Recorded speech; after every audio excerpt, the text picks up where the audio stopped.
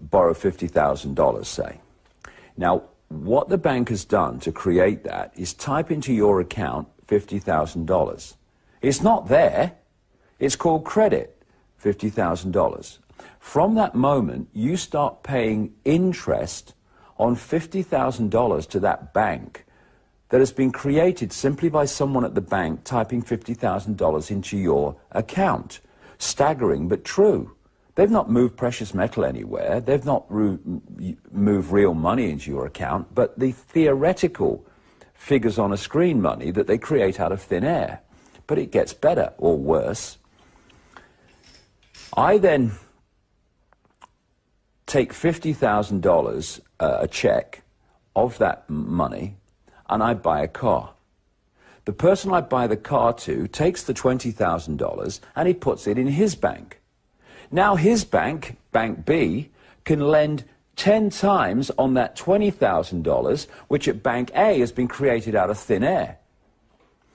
Then he signs a check to someone else or buys something else, and then the person they buy it from, they put their money in their bank, which is Bank C. Say he bought something for $5,000. Bank C can now lend 10 times the $5,000, which has come from that bank being able to lend on the $20,000, which goes back originally to Bank A, where the money was created out of nothing. Now, when you follow this round, and some people have done the maths, one loan to one person of fresh air, out of nowhere money, credit, when it's traveled around the banks and gone from person to person, the interest the banking system as a whole gets from that original one fresh air loan is stupendous. And every time you go to the bank and you have a loan, you're starting that process again from the money that you loan. Now this, it has obviously fantastic implications for control of society, but it goes further. What is the difference between an economic boom and an economic depression? It's the amount of money and the perceived value of that money in circulation at the time. So this is what the banking system has done over and over and over again, and we're seeing it now in a very extreme way. Stage one, you want to stimulate a boom. So what do? You make lots of loans, because that's how money comes into circulation. People say, how does money come into circulation? It's governments in it. No, it's banks, private banks making loans. The more credit they give out, the more money they put into circulation, the more they have what now is a credit crunch. What they're doing is taking money out of circulation. So in stage one, they make lots of loans to people, and the criteria for getting a loan comes down and down and down, so more and more people get them. This puts lots of units of exchange in circulation, and therefore the ability for people to buy things. This means that companies have to make more things to meet demand. So people get more jobs, and there's more orders on the books, etc. And people say, hey, we're in a real boom time now. In boom times, because of the confidence that people have, because there are lots of orders at their company they work for, their jobs are strong and safe and all the rest of it, I think it is, people tend to get into more debt. So they borrow money for a bigger house, they have a bigger car, they might have 2 holidays instead of 1 or whatever, and they're doing it overwhelmingly on borrowed money, this fresh air money. What this creates eventually is an economic boom where lots of people have got themselves in lots of debt during this boom time. Then, at the optimum time, to bring about the outcome that they want, the banking system, which basically works as one unit because it's coordinated. You see individual banks, but the system itself works as one unit through these banks. What they then do is they create a situation that justifies them taking money out of circulation. So what they do is they raise the criteria massively, that's what's happened now, of what you need to do to get a loan. So what they're doing is they're taking money out of circulation. They also can call in loans that are already out there. And this combination means that there's not so much money, units of circulation, exchange in circulation. So people can't buy as many things. So companies don't have to make as many things. So people start losing their jobs. Companies start going bankrupt. And what you could symbolize it as is in stage one, the banking system throws the fishing line out. And then at stage two, the depression, the bust, they then reel it in. So all these people have taken out all this debt. And if you don't pay back the debt, which is fresh air money, then the bank has the right to take your real wealth, your house, your car, your land, etc.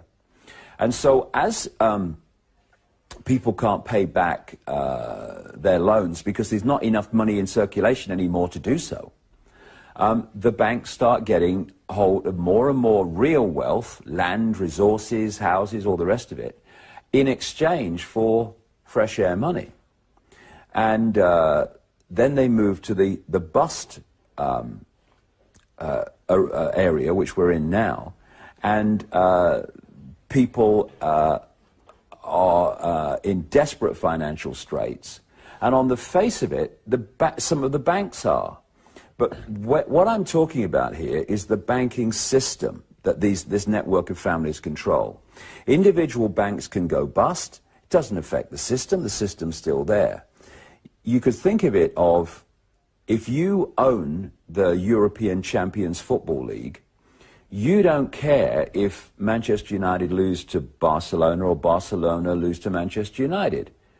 Like, you don't really care about individual banks, where this one goes under or this one, gets stronger or whatever, because you own the whole game. And it's from that level that all this boom and bust is manipulated. So the control of money in circulation is the control of society. It's control over whether some people eat, whether some people have their homes or don't have their homes. So from that point of control, you can manipulate what we have now experienced. And what did we experience? It came out of the United States. And the reason it was engineered from there is because the United States economy still today, when it is affected in some way, it has global implications. So they orchestrated it through there, and they did it like this.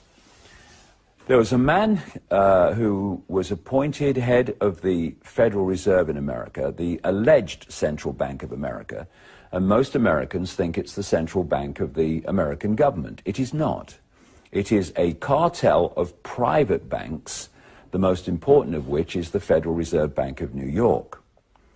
And I've been exposing Alan Greenspan, this longtime head of the Federal Reserve. He was appointed during the Reagan-Bush administration. He remained head of the Federal Reserve through Father Bush's period, through the two Bushes periods of Clinton, and through the virtually the entire two periods of Boy George Bush, apart from a couple of years. I think it was 2006 he got out, something like that. And so he basically controlled the American economy all the way through this period. And what he did and orchestrated, and this was followed in Britain and other countries too, was a process of removing all the checks and balances of the financial system, which stopped people making ridiculous loans that people wouldn't be able to pay back, and basically stopping a greed motivated free-for-all. All those checks and balances were taken away.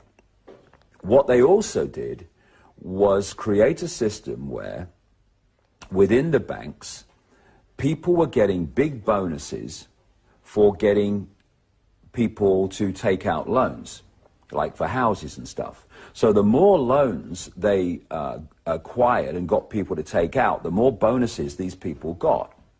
Now, there came a point through this so-called economic boom through the 1990s and into this century where they'd basically picked off, in terms of mortgages and what have you, all the people who had the income and the financial capacity to actually pay back the loans.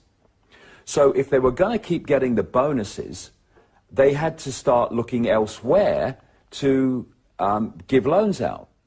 And the only place they could go was into the realm of people who actually did not have the financial stability and income to pay back the loan. But it didn't matter to them chasing the bonuses, because as soon as they signed the loan, they got a bonus. They'd sold another loan. And this, of course, was a disaster waiting to happen. And so what happened was eventually, staggeringly, of course, obviously, vast numbers of people started to not pay their mortgage, not pay their loans. They couldn't afford it. They never could afford it from the start. And the banks started to get in trouble in terms of cash flow and all the rest of it. And we had this crisis, which manifested towards the end of the Bush administration last year. What then happened is they got the people who represent the banks that caused the problem to come into government and decide how government was going to react to the problem. So it was like having a housebreaker invited to the police force to decide how they were going to react to this problem caused by housebreakers. I mean, it was ridiculous. And during the Bush administration, towards the end, they had a man called Henry, also known as Hank Paulson. This man was head of Goldman Sachs until 2006. And Goldman Sachs, under his stewardship, was a major player in creating this collapse. They make him, in 2006, Treasury Secretary in America, and when the collapse comes, which he's massively played a part in, he's now Treasury Secretary, and he decides how the government's going to react. So what does he decide? That the government, in other words, the American taxpayer, is going to throw multi-billions, hundreds of billions of pounds, or dollars in their case, at the banking industry to prop it up from the problems it has itself caused. This was going to stabilize the system. They knew it wasn't. And so then comes Barack Obama, who claims to be Mr. Change, but he's Mr. Business as usual, just another frontman for the same network of families that controlled Bush. So he comes in, right in the middle of this crisis of the banking system and the financial system. What does he do, Mr. Change? He appoints an economic team which is like a who's who of those who were massively responsible for creating the problem. He brings in the president of the New York Federal Reserve Bank, this key bank in the Federal Reserve cartel, which was fundamentally involved in all the deregulation that allowed this free-for-all to happen and the collapse to come. And he takes this man called Timothy Geithner, and he makes him Treasury Secretary. He brings in another man, a banker's boy to his fingertips, who's earned massive amounts of money from the banking industry, called Larry Summers, and he makes him one of his key economic advisors and executives. He brings in a guy called Paul Volcker. Paul Volcker was the longtime head of the Federal Reserve before Alan Greenspan. And Larry Summers, in 1991, wrote or signed a memo when he was chief economist to the World Bank, advising the World Bank to dump their toxic materials in third world countries and not Western countries, because in third world countries the compensation for the death and disease and injury caused by dumping these toxic materials there would be less than in a Western industrialized country. This is one of the key advisors to Barack Obama. And what do they decide, these bankers people who created the problem when they come in? They decide that the Obama administration should not, no, we must not throw hundreds of billions of dollars at the banking system, okay? We must throw trillions of dollars at the banking system. And so the American government has hurled trillions of borrowed money, which the taxpayers and children and generations yet unborn will be left with the bill for, at the very banking system that has caused the problem. But this is not incompetence. You see, incompetence and bureaucratic incompetence is one of the great cover stories for a cold, calculated plan. I've talked to you before about the structure that this network of families wants to create to install this global centralized dictatorship. And it is this: a world government that dictates to every country. And the world government would control a world central bank that would control all global finance in every country. A world army which would impose the will of the world government, a world currency to replace all cash currencies with one world electronic currency, no cash, and a microchip population connected to a global computer system and the global positioning satellite system, and then under that the unions, the European Union, American Union, all the rest of it I've talked about.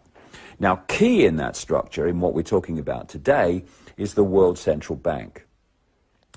If you do not have an enormous global economic crisis that you have to find a solution for, there is no way that you are going to be able to persuade people to completely restructure global finance around a world central bank that would, not in theory, but in absolute effect, be a financial dictatorship to every person on the planet. You're not going to persuade people to do that. What do you mean we want a world central bank dictating world finance? We don't need that. Everything's fine. Leave it. So what you do, of course, this is the technique that they use all the time, is you need a massive problem that destroys the status quo, destroys the financial status quo, and then you can then offer the solution, which is, look, this is so bad, there's no way we can sort this out. We have a global crisis because of globalization of the financial system now. No one can sort it out individually. We're going to have to find a global solution to this. And they are already talking about the British Prime Minister Gordon Brown, who was Chancellor of the Exchequer through the Blair Premiership from 97 over 10 years, who mirrored in Britain what Greenspan was doing in America, destroying all regulation to allow the free-for-all to happen. He's now Prime Minister. And he is talking about the need for a new global architecture of financial governance. And there's newspaper and magazine articles being placed. Well, maybe what we need is a world central bank. It's already being talked about. So the idea is to create this, and has been, to create this crisis, and then to make it so bad that people accept the globalized solution to it, in effect solution, alleged solution, and so global finance changes and control of it changes in ways that it never would without the crisis. And so what we're looking at now is a three-stage process to bring that about. One has happened, one is happening, the other one is waiting in the wings to happen. Stage one of this engineered collapse is to collapse the economy in a way that people saw that there was a major problem. This is what they did towards the end of the Bush administration.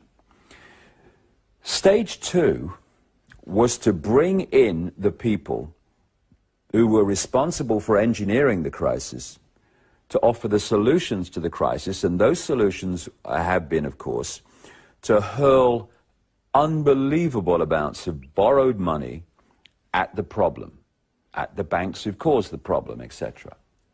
The idea of stage 2 is to empty the gun, if you like, to empty the gun barrels in terms of ability to react to the problem of the governments. You get them to throw so much borrowed money that there comes a point there's no way they can continue to do that. You also make sure, and we're now seeing this blatantly in America, that all that money thrown at the problem has no effect. And we're now seeing in congressional Senate hearings on Capitol Hill, where these financial administrators from the Federal Reserve and other government financial agencies are being asked, where has all this money gone? Where has all this vast amount of money gone that's been thrown at the banks? Who's got it? What have they done with it? Where is it? And they're like, well, we haven't done the audit yet. No, you don't know, do you? Well, I can't tell you at this moment, no. It's gone into a black hole because it's not meant to have an effect. And what they're doing in America, and some financial experts are exposing this, is they're artificially manipulating the figures of the banks to make it appear as if their problems are getting less and they're starting to, make money again. It's all financial manipulation to give the impression that things are turning around when they're not. This is stage 3 now. And I can't say when this will be. I can say when it will be, but I can't say when it will be in time. But when it will be when they decide that the barrels of the governments in terms of reacting to this crisis are empty and there's no more money or anything else they can do to react. And then they're going to crash the world economy on a major scale. And how bad will it be? It will be as bad as is necessary to get the world to accept a totally restructured global financial system based on a world central bank, which will be a dictatorship to everybody on the planet in terms of finance and financial potential and opportunity, etc. Now, what they want at the world government, world central bank level is just a mirror of what's happening in the European Union. See, in the European Union, they have the bureaucracy dictating from the center, which is what they'd want the world government to be at a world level.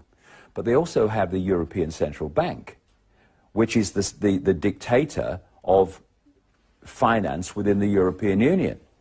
So what will happen when they go to this world level is you'll have the World Central Bank as the prime dictator, and then it will operate down through the European Central Bank and the central bank of the other unions that are being created, like the African Union and the American Union that they're closing in on. And so you have this financial pyramid of central banks headed by the World Central Bank, which will control all global finance. And there are many reasons why they've engineered this collapse, but this is a key reason why they've done it. And, just watch what unfolds. And we'll see when they first start talking about, we really need a world central bank. It might not be too far from now. It's just a case of how bad do we have to make it before we get what we want. And if they have to make it really, really bad, well beyond the 1930s Great Depression, they will do so, because they're ruthless. U cijelom svijetu danas postoji nekakva vrst povjerenja, uzdanja u novog američkog predsjednika, zbog toga jer Amerika naravno ima najveći utjecaj na svjetske financije. Naravno, prema vašim knjigama, cilj je u stvari Ameriku uništiti kao globalnu silu da bi se moglo stvoriti jednu drugu globalnu državu. Vi u svakom slučaju baš ne zvučite kao optimist po pitanju povjerenja u novog američkog predsjednika. I've been talking about Barack Obama and writing about Barack Obama for many months, well before he won the election. And a lot of people criticized me for it because I was saying that this man is a total fraud and a total fake, because people looked at his smile, his switch-on smile. Is the camera on? Yes. Oh, wait. You know, it's this switch-on smile. It's like Tony Blair, you know. Press the button, get the smile. And what he was saying about change and stand for the people and yes we can and all the rest of it. Hope, something to believe in. And they took that on face value, and that's what people do. That's why they're so easy to manipulate. So what I did, I started looking at his background. And he comes out of the most, or at least one of the most corrupt political systems on the planet, which is Chicago, Illinois. If you are not deeply corrupt and have a attitude that you'll do what's necessary to get power, then you do not survive politically in Chicago and Illinois, never mind prosper. This man's star absolutely soared. So you look at his background and his funding and his associates, and they are like a who's who of Chicago villains, including a man called Tony Rezko, who's one of his major fundraisers of for his political career, who is now in jail for fraud. And again, around him are a series of people who you wouldn't trust to tell you the time in a room full of clocks.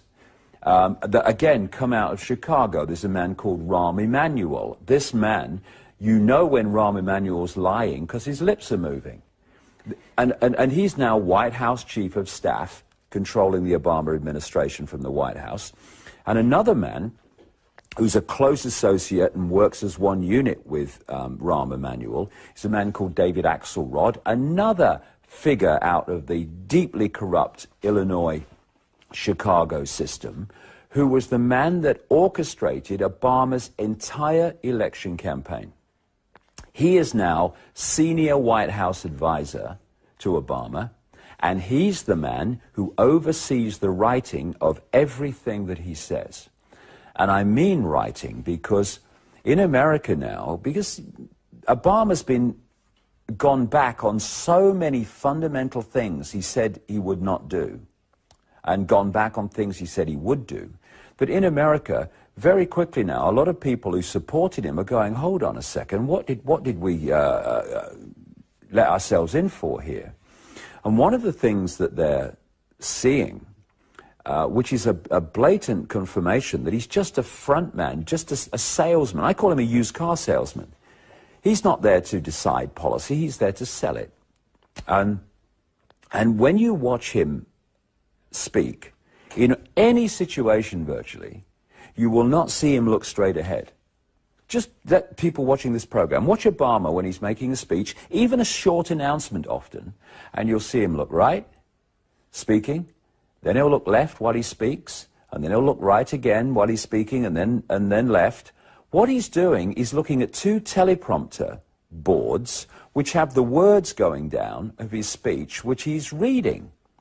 He is so welded to these teleprompters and the words that have been written for him, overseen by this guy, David Axelrod, that on St. Patrick's Day in 2009, Obama attended a St. Patrick's Day reception, which the White House had invited people, including the Irish Prime Minister. And Obama stood up to make his welcome speech and thanked himself for inviting everybody because the Irish Prime Minister's speech was still on the teleprompter and not his own. So he started reading someone else's speech. And he's known in America now more and more as the teleprompter president. And so right down to even what he says in public is written for him. He is just there to sell the policies created in the shadows by the same network of people, of which Emmanuel and Axelrod are public faces, of the force that controlled the Bush administration. So I've talked to you before about this technique, problem, reaction, solution, which is what we're talking about with the credit situation. Create the problem, get the reaction, do something, fear, and then offer the solutions to the problems you've created. What they've done now with the last two presidents is have a presidential version of problem, reaction, solution. Bush was brought in to front up the creation of the problems, overseas wars and extending the American military, and towards the end, this financial crash. And then in comes Mr. Smile, Mr. Fake, to offer the solutions to the problems that were created through the Bush administration. And these solutions are advancing the agenda of that network that controls Obama as much as it controlled Bush.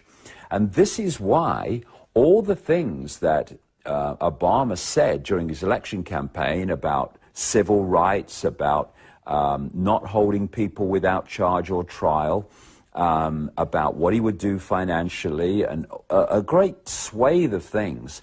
He's gone back on all of them because what he said he would do was just to get the votes to get elected, and now he's just following the agenda of the people who put him there. He is no more Mr. Change than George Bush was.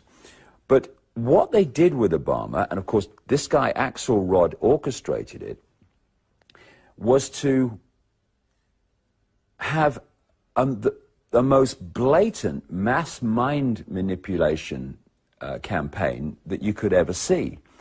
I studied mind control and mind control techniques in great detail over a period of some 5 years towards the end of the 90s and into the 2000-2001. And I'm watching this Obama campaign unfold against Hillary Clinton and then against John McCain. And all these techniques are being used. And what they did with Obama was this, and this is used in many countries, and it's good to be wise to it. He kept repeating mantra phrases of change. And of course, behind him, whenever he spoke, there was these people holding, you know, these bits of paper and placards, change, change, Obama, change, all going in the subconscious, all mind manipulation.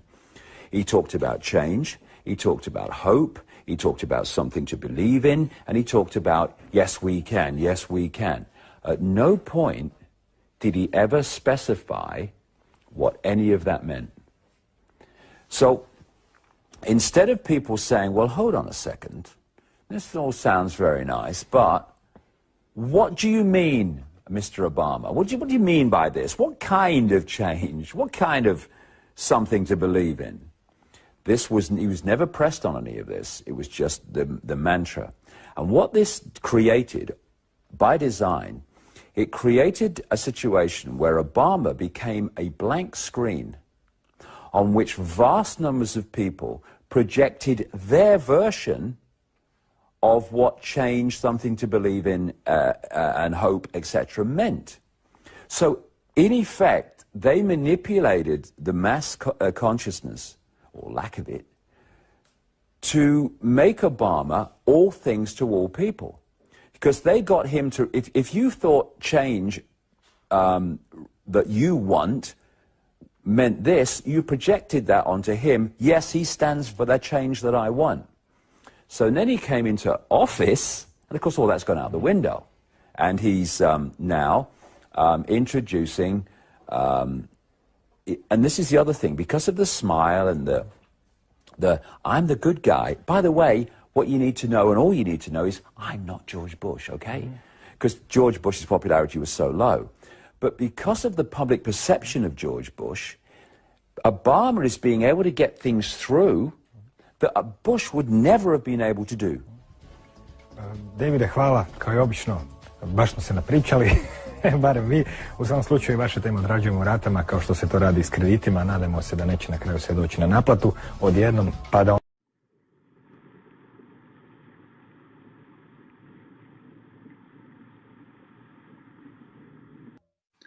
Hello and welcome to this videocast and podcast for subscribers to davidicke.com.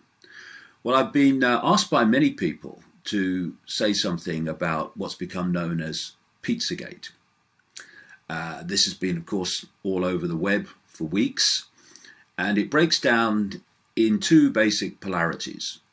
There's the mainstream media, sits back in amazement, that has trashed the whole thing, and every detail has been dismissed.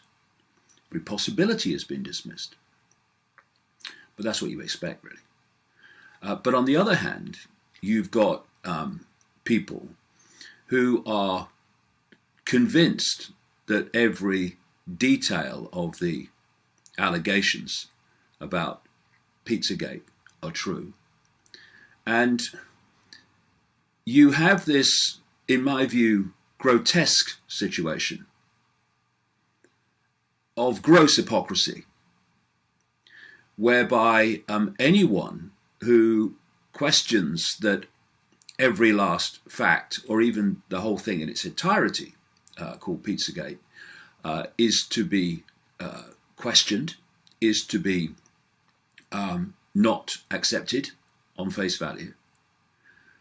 They are subjected to the most vile abuse and trolling as a result of having a different opinion to those that believe every last word and alleged fact. Now, I've been investigating and exposing the global paedophile ring of what you might call, not really, but it's what it's called, the elite of the world. And it is a global paedophile ring, not rings, in the end. The big one I'm talking about, the elite one. There are obviously aspects of it in different parts of the world, but in the end, it is part of one global ring. And there's reasons for this. There's reasons for the obsession with paedophilia and child abuse, which I go into in the books. And may do a video cast about it soon. But let's focus on Pizzagate and what's going on with that, and its place in the greater context of this paedophile ring and what has been happening to children decade after decade. The reason, let me say first of all, that this abuse ring, which is also connected into the satanic child sacrifice rings, indeed at the top or at the inner core, whichever analogy you want, the satanic sacrifice rings and the paedophile elite ring globally are actually aspects of the same thing.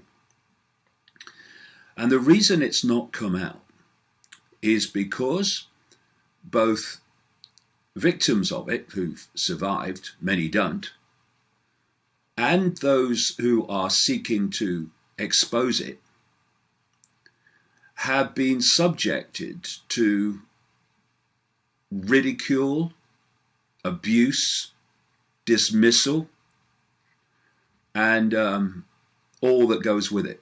I mean, I'm a personification of that very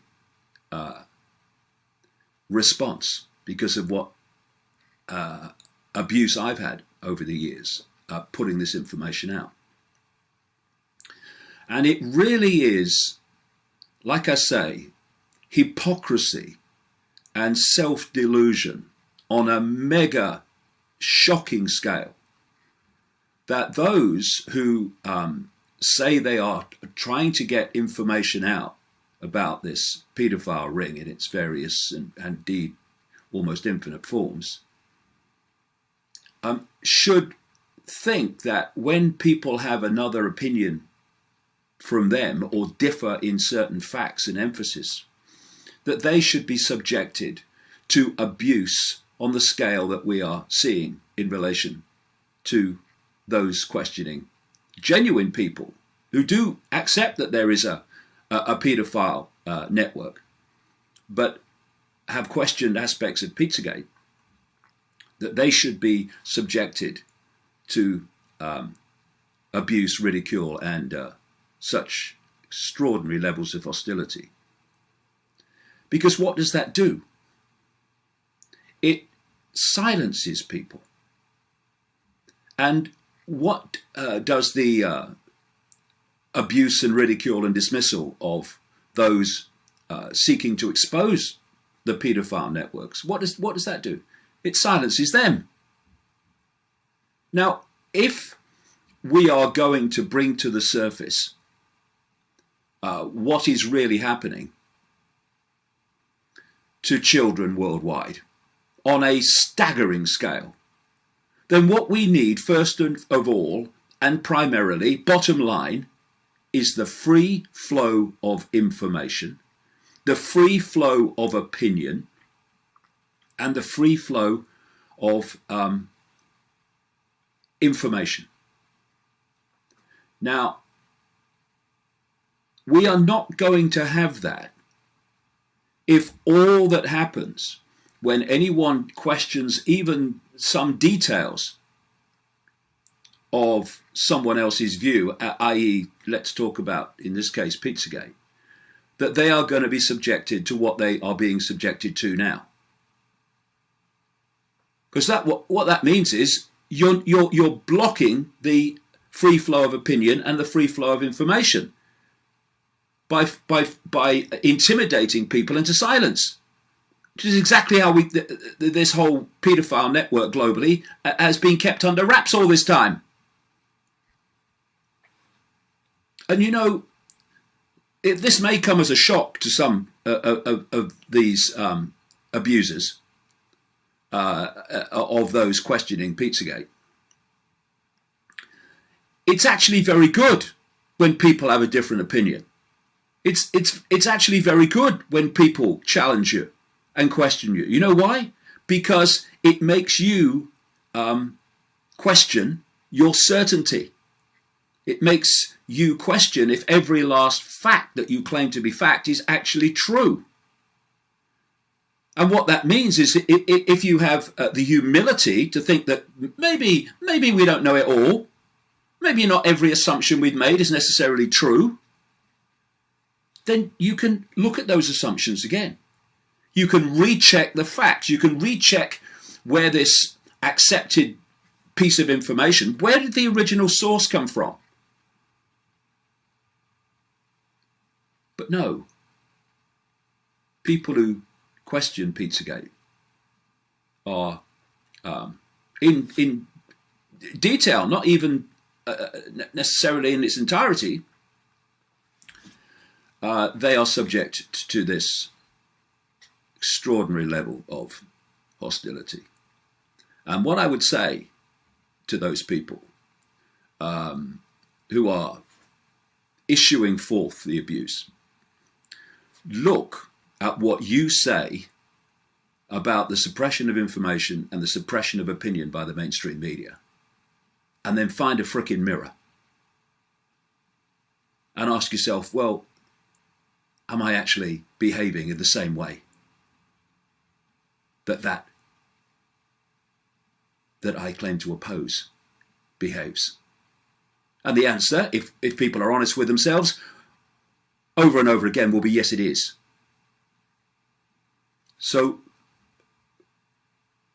let us not forget either, of course, that trolls and abusers of people in the way that I talked about also connect in to a now massive and highly sophisticated military computerized system of systematic trolling and seeking to undermine those who are putting out information that people or those in the shadows don't want people to hear. But beyond that, we still have this very significant number of people who are not connected to the military, who act in the interests of the suppressors by abusing those who question anything they say. And I say that from the perspective of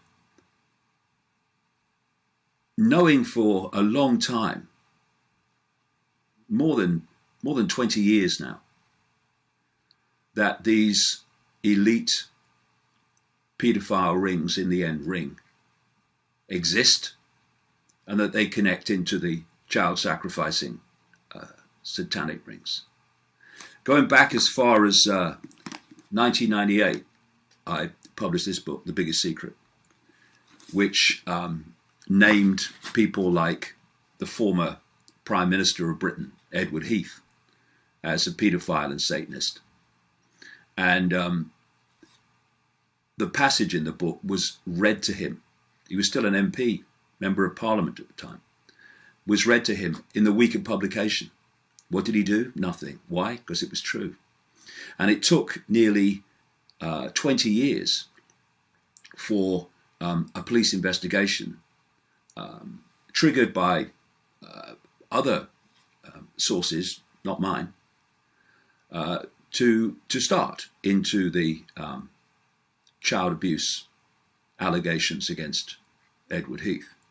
Of course, now, as with all aspects of this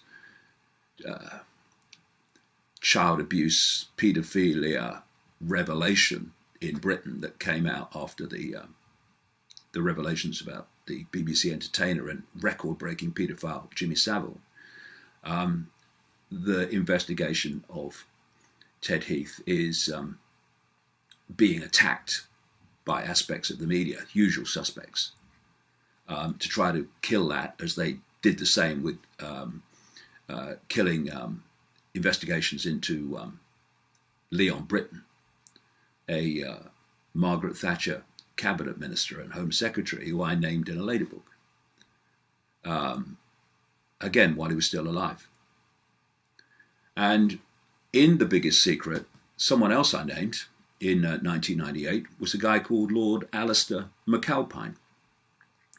He was the Svengali spinner and closest of close associates throughout her period as Prime Minister of Margaret Thatcher. He was named to me by enough people for me to take it seriously and name him in the book during the 1990s. And of course, after the Savile revelations, there was this scandal in Britain when it was alleged that Lord McAlpine was a paedophile.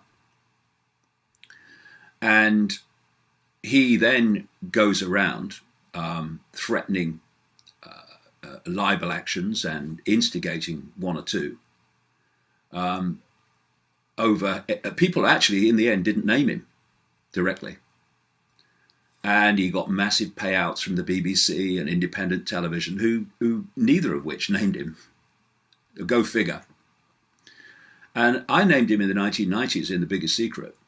And I named him again on the internet after the revelations became public all that time later. And he never even contacted me. And it's interesting that he was the spinner of and Svengali of Margaret Thatcher. The revelations about the Westminster paedophile ring were based upon the period of the Thatcher government.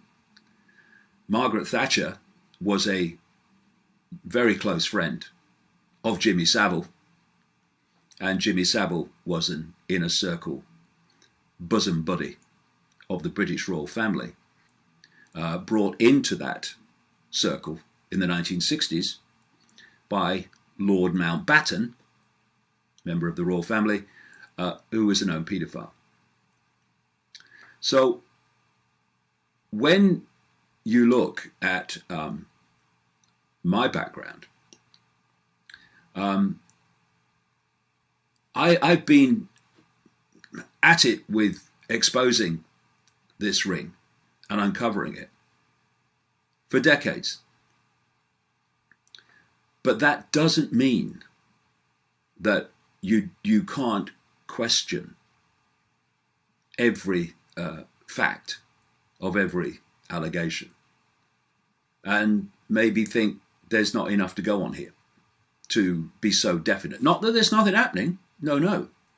But be careful you don't make 2 and 2 equal 4,250, because if we do, it takes one massive exposure that allegations of a paedophile ring or a satanic ring is provable nonsense. And it discredits everything else.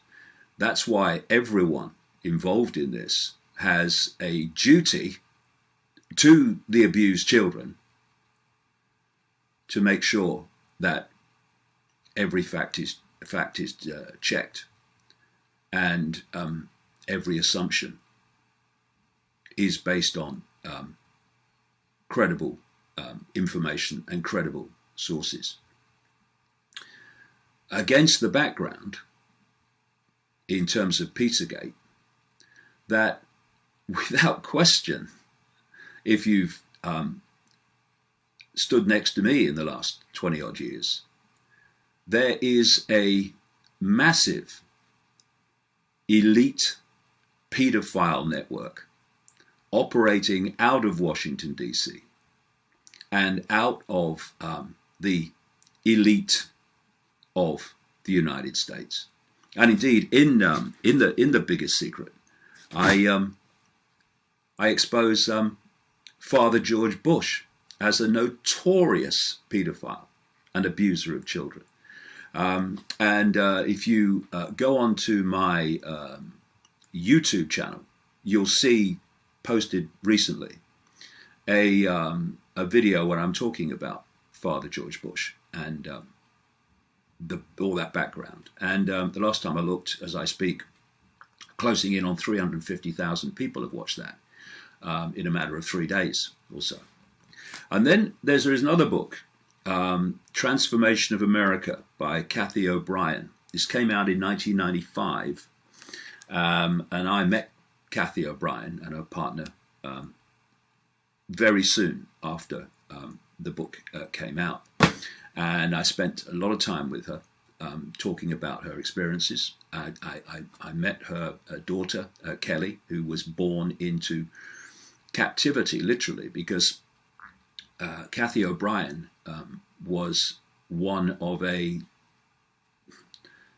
extraordinary number of young people who are taking into mind control projects which connect into the paedophile rings, connect into the satanic rings, and are turned literally into sex slaves who are used and abused by the elite, and then can't remember what happened until they're deprogrammed, like Cathy's been. What happened, thus keeping the elite people safe from exposure. It's called trauma-based mind control, creating multiple personality disorder, known now as dissociative identity disorder. I've talked about this and written about this at great length.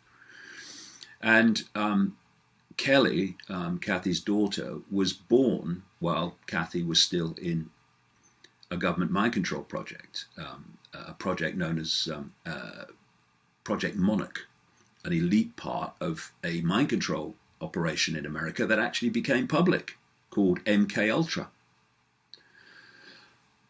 And what Cathy describes in the book from her period in captivity, from a small child through into her 30s, was the unspeakable behavior of the Clinton family, Bill Clinton and Hillary Clinton, and the Bush family in the form of Father George Bush, and people like Dick Cheney, and a stream of other people in that same period of the Reagan, Bush and Bush administrations. Unspeakable is a word that doesn't even begin to cut it. Not just child abuse sexually, but torture, the sexual and abuse and torture of young women and others. And these, by the way, are the people that gave the order to invade countries and bomb countries.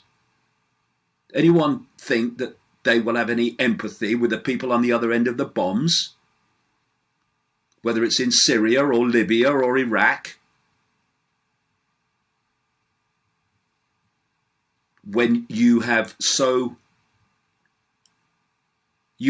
a deleted empathy, a capacity for empathy, that you will do that to kids. So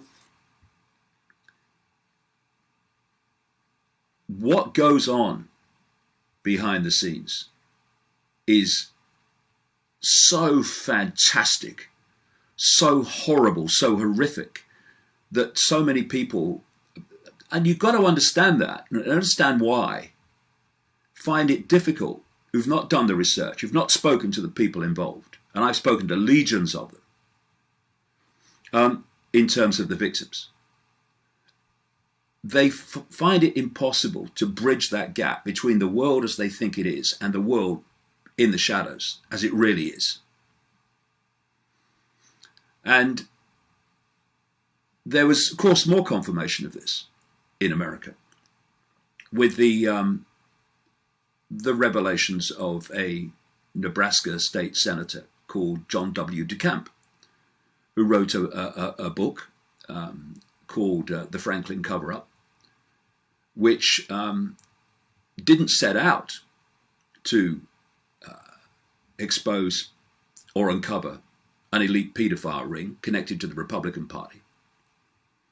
It set out to investigate the corruption of something called the Franklin Credit Union in Nebraska, which was headed by a guy called Lawrence King, a big Republican who actually sang the national anthem at the Republican conventions in 1984 and 1988.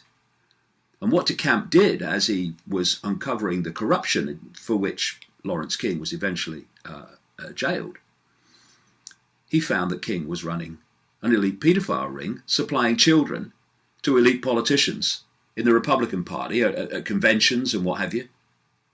Exactly the same theme and exactly the same story that you hear around the world in terms of political paedophiles in Britain and in Australia. I mean, does anyone really think that it's just a coincidence that people have come out in America, they've come out in Britain, they've come out in Australia and other countries talking about this, describing the same themes, the same abuse, the same elite networks, and it's all a coincidence and they're all just making it up? That's what the media want you to believe. And that's why I say to those investigating Pizzagate and passing on stuff about Pizzagate, just make sure that your assumptions are justified by the evidence and that things you take for granted as being true have been taken back to their original source to see if they are, and to see what that source is and is it credible. You know, what can happen is something gets on the internet and it's passed around, and suddenly where it actually originally came from is forgotten. It's taken for granted it's true, and it may be. What I'm saying is, take it back to where it came from, where it originated, every time, to see if that original source is credible, and credible enough to take it for granted that it must be true.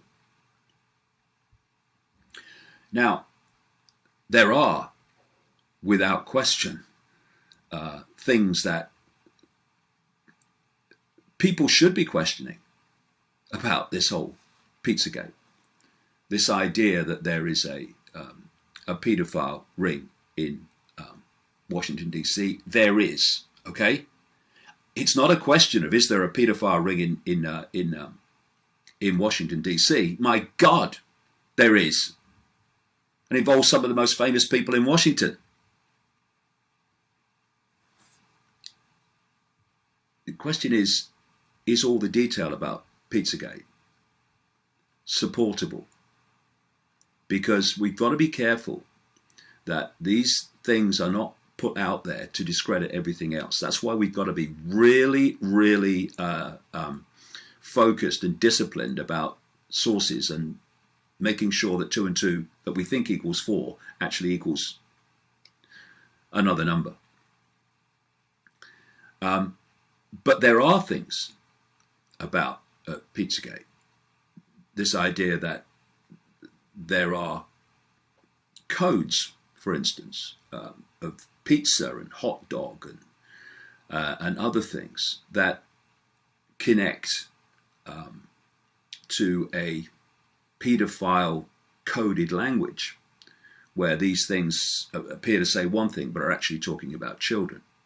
Now again, we need to go back to where those codes came from to see if they come from a credible source and they can be taken as read. But when you read these emails that come out through WikiLeaks on which Pizzagate is based, emails involving people like John Podesta, who was the chairman of Hillary Clinton's election campaign, or non-election campaign, and his brother Tony Podesta, a lobbyist in Washington. Some of them certainly appear to be written in code. The question is, what is the code and why? And I think it's extraordinary. Well, it's not really when you know how it works. Why the mainstream media has not gone to these people and said, look, these emails where you're talking about pizzas and hot dogs, or others writing to you are talking about it. Why the obsession with pizzas and hot dogs? What does this actually mean? Can you just explain what this email was about, what was saying? And if they come out with a credible explanation, well, fair enough, thank you. But if they don't, well, what's this code? And, you know, it's been said that the Podestas are creepy. And John Podesta, of course, not only has served Hillary Clinton's election campaign, but was chief of staff to Bill Clinton when he was president, and was a very close advisor to Barack Obama. So this is a big wig in Washington. And people have said that that the Podestas are creepy. Well, in my view, the Podestas are creepy. I mean, Tony Podesta seems to have a very strange taste in art. For instance, one of his favorite artists, he said, is someone, a Serbian artist, who paints pictures of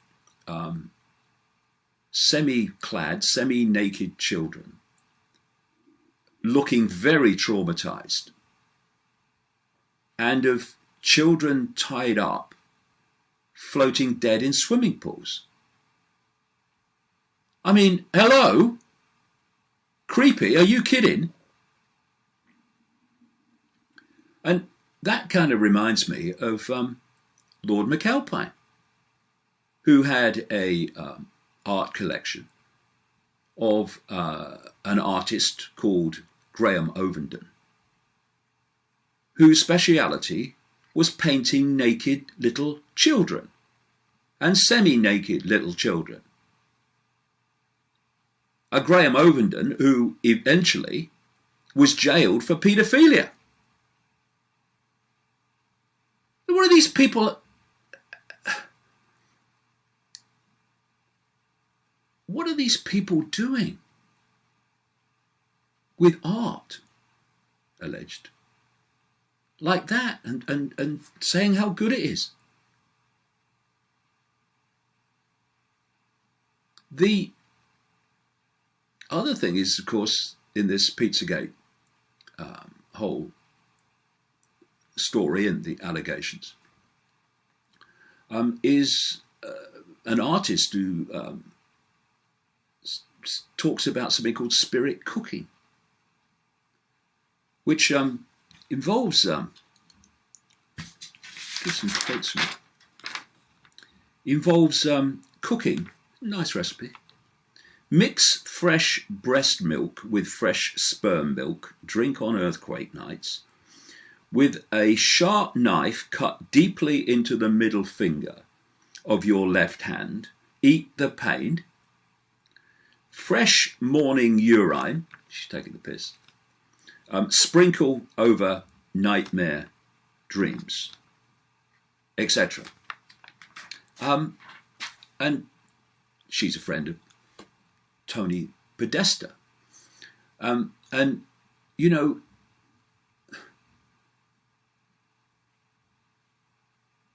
the people that are making the decisions that dictate our lives are not like most of the population is. And we need to kind of understand that. There is the world that the population lives in, and then there's the world that they live in, which is very different, to say the least. Then we have this connection to Jeffrey Epstein, the jailed paedophile, very rich man, who has been a close friend and associate of Bill Clinton. Bill Clinton's had something like 26 times that he's been on Epstein's plane, which is known as the Lolita Express because of its connection to paedophilia. Epstein is a friend of Hillary Clinton. He's a friend of, or certainly was, of people like Donald Trump, the president-elect, of Prince Andrew, and many others that would be called elite. And then you look in Britain, when we're putting together all these pieces of information, which, when you put them together, create a situation where these elite paedophile rings, or ring in the end, are actually in plain sight. But you need to take these apparently different pieces of information and situations and put them together, and then suddenly the pixels become a picture. So let's go to Jimmy Savile, if we must, the BBC, quote, entertainer, who after his death in 2011 was exposed as a record-breaking paedophile. What's not come out is that he was a procurer of children for the rich and famous. And that's why he managed to be a record-breaking paedophile decade after decade after decade, while being an inner circle bosom buddy of the British royal family and a close associate and friend of Margaret Thatcher, the Prime Minister, without getting caught, charged, put away with the key thrown, mid-Atlantic. That's why he got away with it. And let's just analyze this and how these rings infiltrate every aspect of society. You cannot cough out of tune near the British royal family without the British intelligence network knowing about it. Just talk to people about the background checks that go on for people that are going to have anything to do with the Queen or other members of the royal family, for instance. And yet, it's known that the police knew about Jimmy Savile's activities, paedophile activities, and he was into Satanism as well, because like I say, they're connected. I did nothing. So we're asked to believe that British intelligence, one of whom's jobs and special branch, basically the intelligence arm of the police, didn't know that this inner circle confidant of people like Prince Charles and the royal family, Prince Philip, that British intelligence did not know what Savile was up to decade after decade after decade, when the scale was stunning. Of course they bloody knew. Or we're being asked to believe that the FBI and the CIA didn't know what Father George Bush and Cheney and Clintons, and both Clintons, have been up to decade after decade after decade. Of course they knew. Of course they know. So why don't they do anything? Because the ring infiltrates all aspects of society, needed to do what they do and to cover up what they do. And it's so sad as well as sickening to see the way the media, particularly the usual suspects in the media, seek to trash and discredit any of these various aspects, whether it's in this country or that country, these various expressions of this paedophile ring being exposed, and thus being exposed with it, the true nature of those that run our world. At the moment in Britain, we have the papers full of allegations by former young footballers of being sexually abused by coaches. And the papers are full of it. They're outraged that this could have been done to young footballers by football coaches. And they're right to be outraged. It's appalling. But you see, exposing football coaches for the sexual abuse of young footballers is not going to bring the system down. It doesn't threaten the system at all. It might threaten the system of football. But don't threaten the system that dictates human society and the direction that it goes. But if the truth came out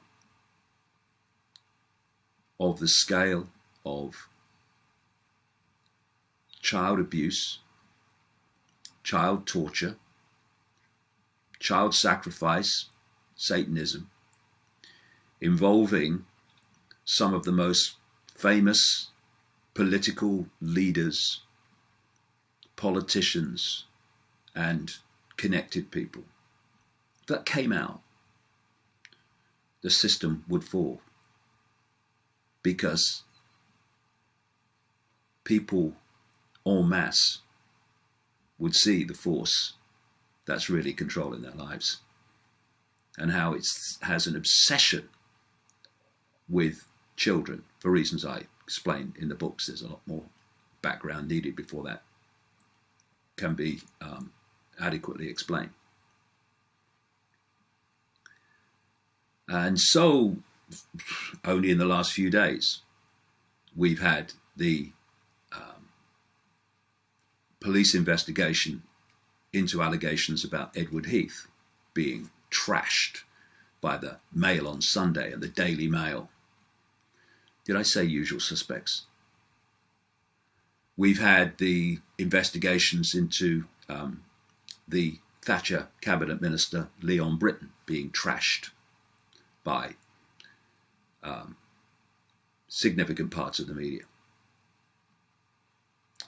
And of course, the government investigation, so-called inquiry, into the allegations of a Westminster paedophile ring, a la same as the Washington paedophile ring,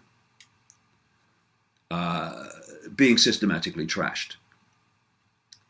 The present Prime Minister of Britain, Theresa May, was Home Secretary when the pressure from the scale of revelations forced the government into announcing an inquiry into this political paedophilia in Britain and other things as well relating to child abuse. And one of the people at the centre of this was Leon Britton, in terms of appearing before the inquiry to answer questions, not least at how a dossier on elite child abuse given to him by a Conservative MP called Geoffrey Dickens suddenly disappeared and was not acted upon. And so Theresa May, either she's completely and utterly, fundamentally, shockingly idiotic and incompetent, or announces that the head of this inquiry is going to be someone called Baroness Butler-Sloss, who just happens to be the sister of one of the people, a guy called Lord Havers, Attorney General at the time that Leon Britton was Home Secretary, who was connected into this whole series of paedophile allegations and what happened to the dossier. So obviously, when this is exposed, Butler-Sloss has to stand down. Then she announces that someone called Fiona Woolf is going to take over. Okay? Fiona Woolf just happens to be a friend of Leon Britton's wife, has had dinner with Leon Britton, and lived in the same street. When that is revealed, she has to stand down. Then Theresa May goes to the other side of the world to a judge in New Zealand called Dame Lowell Goddard, who very quickly revealed and actually confirmed more since her resignation, to be absolutely not up to the job. So there's three gone. What's happened? Time is put between the revelations that were kind of, or the claims that were everywhere, and now. Just easing out the time, letting it go quiet, letting the public forget about it. And another thing is that with all these delays caused by what I've just described, these delays delayed the appearance of Leon Britton before the inquiry to answer questions. Leon Britton then died, it is said, of cancer after a long illness. After a long illness. So they knew, if you go with the official story, that Leon Britton had cancer and was dying of cancer. If you really wanted to find out about the background to what has gone on, what would you do? You get him in front of an official body as quickly as possible to get on the record his replies to these allegations and questions? No.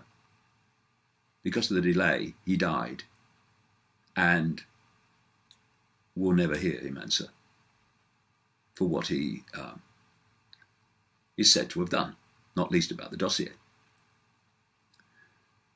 So when you, and I mean I could talk for hours, I won't, but I could. When you put all these things together, like I say, it's in plain sight. And if you look at Pizzagate in terms of its theme, rather than the fine detail of this pizza operation or this